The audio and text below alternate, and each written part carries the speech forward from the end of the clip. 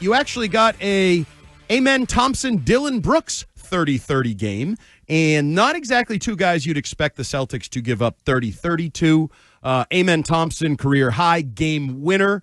Joe Mazzulla taking the blame for one of the most unathletic situations you'll ever see Jaylen Brown in. There was a late switch, and Jaylen Brown looked like me trying to guard a guy that I know is more athletic than me, and I'm just going to back way off, but then still kind of stumble and look unathletic.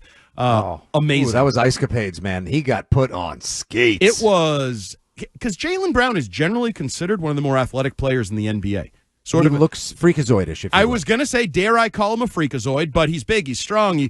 And on that play, he couldn't have looked more Bambi-like. He was inept. But that wasn't the only play where they looked inept. And we'll get into Joe Mazzulla and him taking the blame for this loss.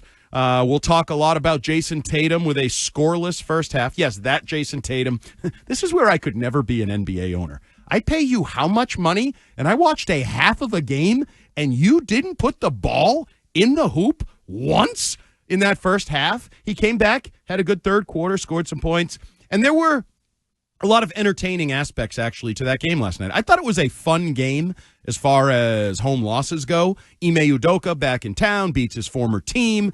You had, the Celtics backups kind of stepping up a little bit for stretches there. There were lineups on the floor where you're like, not really familiar with this rotation, Joe Mazzulla, but okay, let's see how it goes. Then you had a villain. Fitzy, as you know, every great movie or story has a villain, and I think Dylan the Villain Brooks is a villain, and some reason he hit 10 3-pointers. They decided they were going to let him shoot, and he did, and he shot his shot, and he made his shot more often than not. My guy Porzingis was fun to watch, but in the end, they come up short. They lose at home, their 9th home loss of the season. And we started this conversation, Fitzy, I'd like to say about a week ago with the Twitter poll for WEEI Afternoons here, and we asked, are the Celtics or the Bruins more disappointing? And everybody told us, almost to a man, the Celtics aren't disappointing. Excuse me? Fast forward a week. They are 11-10 in their last 21 games. They're a 500 team basically in December and January. I must have missed it, Fitzgerald. Where were all the predictions before the season of them being a 500 basketball team? I didn't seem to catch any of those. No, and I mean each month. I didn't read any of those. They're a 500 basketball team for the last 2 months. I missed the majority of those. And by the way, as you heard in our little opening montage, I would like to say shout out to the Houston Rockets television broadcast crew, who we heard from, as well as Drew Carter and Scal. Scal sounded like he wanted to stand up midcourt after the Porzingis dunk and basically go full Maximus sword in hand like, are you not entertained?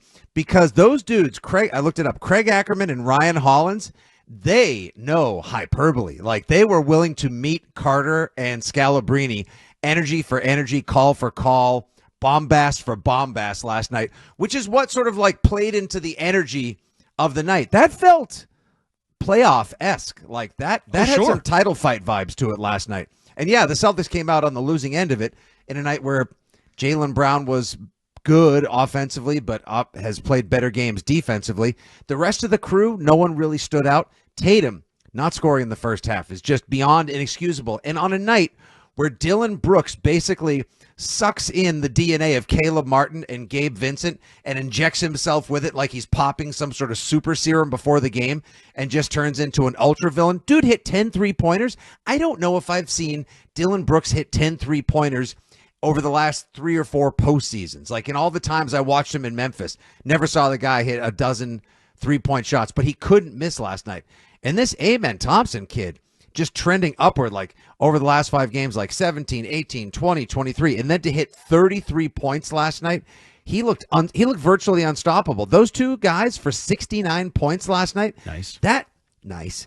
Pause. That tells me something still is wrong with the Celtics defensively, Andy. And I think the offense will come and go. That's what happens when you take 500 3-pointers a night and you're rotating guys in and out and you've got no back-to-backs, et cetera, et cetera.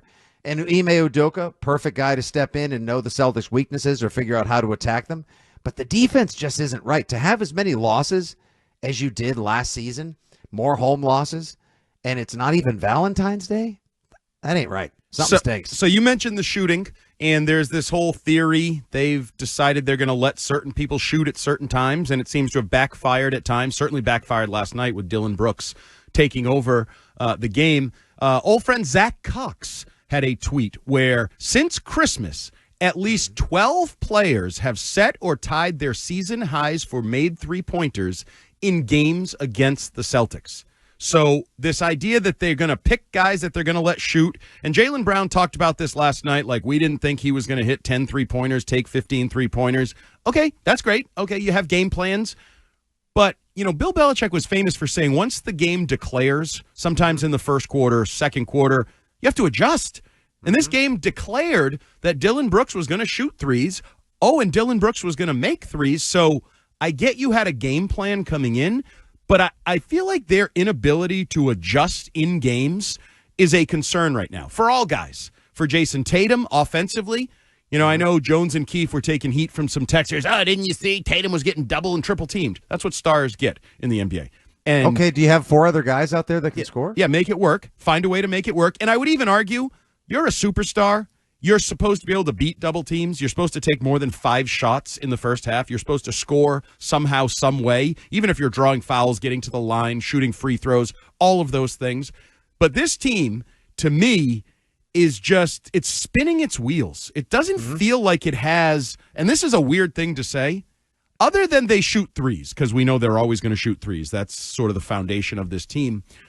What's the rest of their identity? Is it Tatum and Brown? Is it defense? Is it Mazzulla? Is it Porzingis, who's a unicorn? Is it a scrappy bench? That's the one group I will put outside my criticism right now.